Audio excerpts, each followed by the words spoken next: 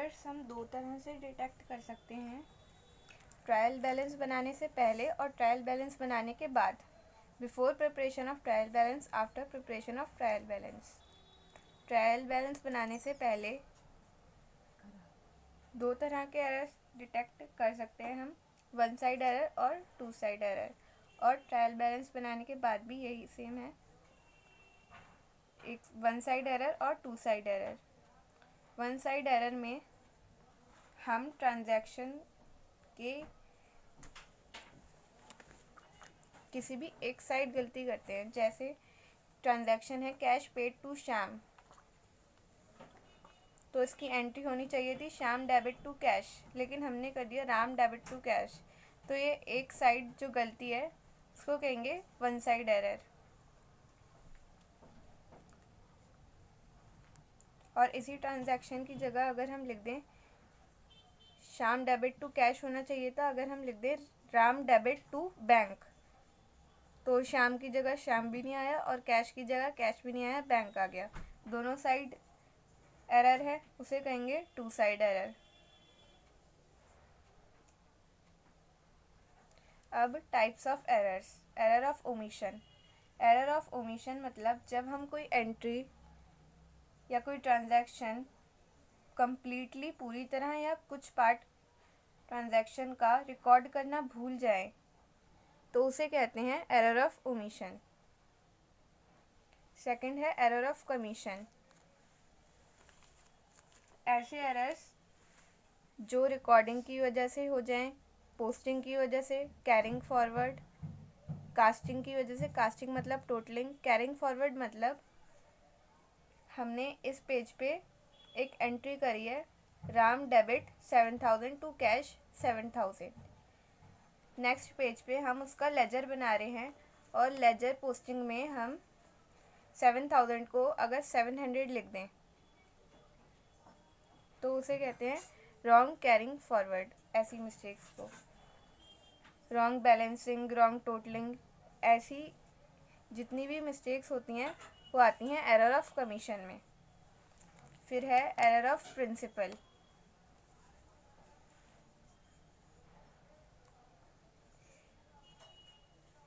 ऐसे एरर्स जो accounting principles के अगेंस्ट हों वो होते हैं एरर ऑफ प्रिंसिपल। जैसे हम कोई ट्रांजैक्शन रिकॉर्ड करते हैं लेकिन वो ट्रांजैक्शन अकाउंटिंग प्रिंसिपल को फॉलो नहीं करती तो वो होगा एरर ऑफ प्रिंसिपल।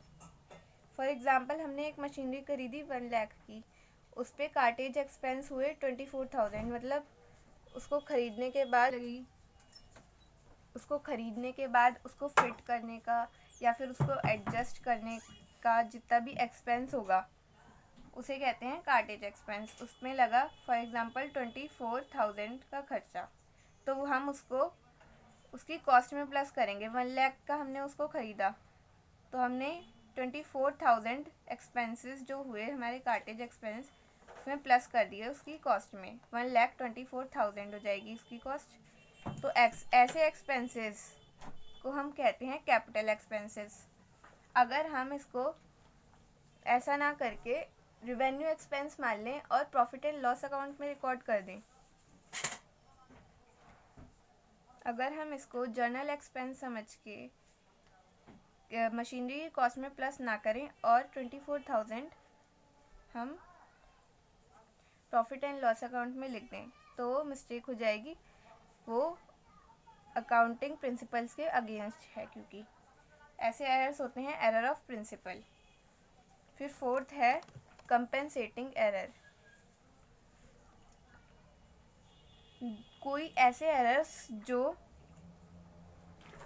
कोई भी दो ऐसे एरर जो एक दूसरे को कवर करते हैं वो होते हैं कंपेंसेटिंग एरर।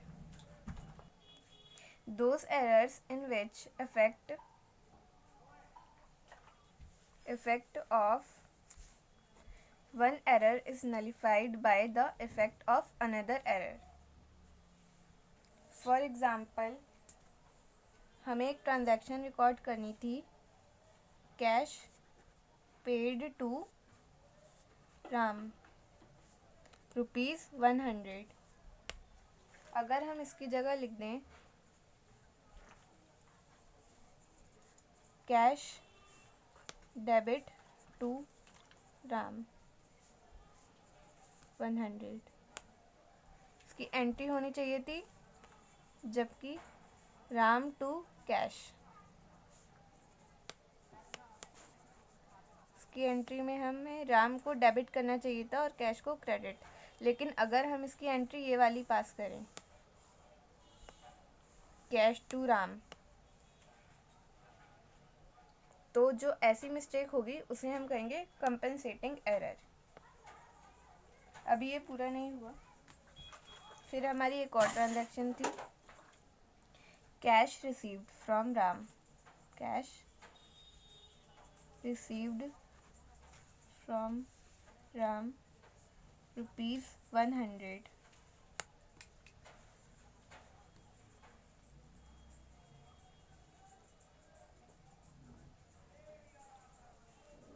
तो इसमें हम लिख दें अगर राम डेबिट टू कैश 100, जबकि इसकी एंट्री क्या होनी चाहिए थी, इसकी एंट्री होनी चाहिए थी कैश बड़ा है तो कैश डेबिट टू राम, ये इसकी एंट्री होनी चाहिए थी।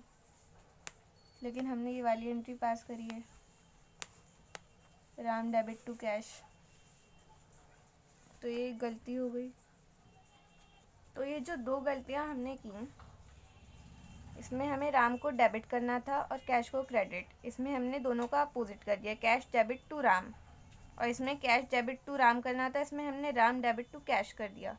ये दोनों गलतियां एक दूसरे को कवर कर रही हैं, दोनों गलतियां बिल्कुल अपोजिट हैं और अमाउंट भी सेम है।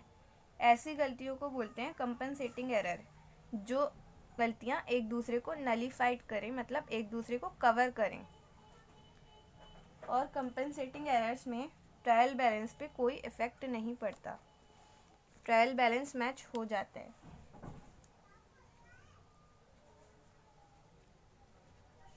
Compensating errors do not affect trial balance, क्योंकि अमाउंट में तो कोई फ़र्क पड़ेगा ही नहीं।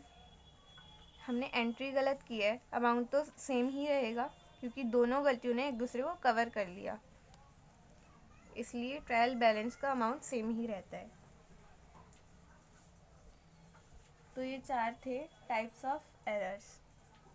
सबसे पहले हमने पढ़ा एरर ऑफ, फिर पढ़ा एरर ऑफ कमीशन, थर्ड था एरर ऑफ प्रिंसिपल, और फिर ये था कंपनसेटिंग एरर।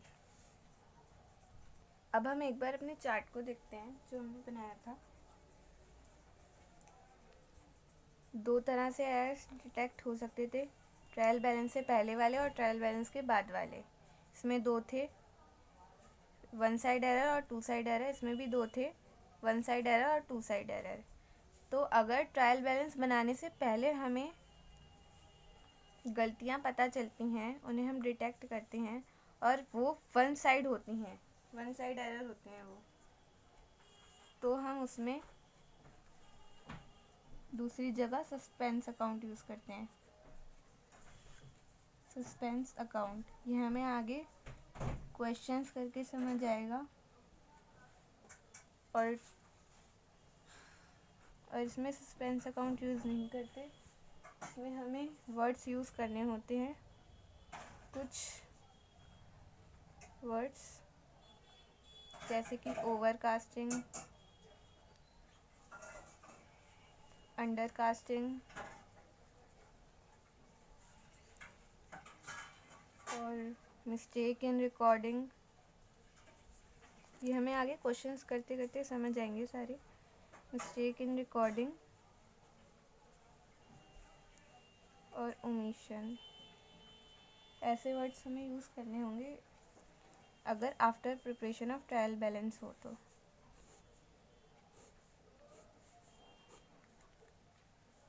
और अगर टू साइड एरर हो तो हमें 4 स्टेप्स फॉलो करने होंगे। स्टेप 1,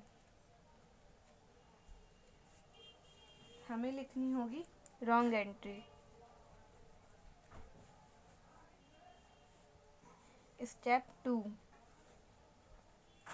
रॉन्ग एंट्री का रिवर्स करना होगा हमें, रिवर्स एंट्री।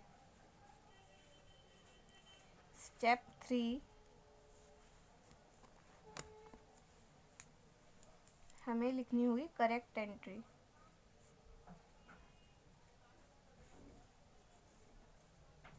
स्टेप 4, हमें लिखनी होगी rectified entry, rectified entry. Rectified entry में जो रिवर्स एंट्री होती है और जो करेक्ट एंट्री होती है, हम दोनों को ऐड करके लिखते हैं। दोनों में एक डेबिट और एक क्रेडिट साइड सेम होती है। एक डेबिट और एक क्रेडिट साइड जब कट जाती है तो जो बची हुई डेबिट और क्रेडिट साइड होती है हम उसको लिखते हैं रेक्टिफाइड एंट्री में। ये भी क्वेश्चंस करके ही समझ आएगा। और यही सेम 4 स्टेप्स इस साइड भी फॉलो होते हैं after preparation of trial balance वाले में। तो नेक्स्ट वीडियो में हम करेंगे क्वेश्चंस इसके।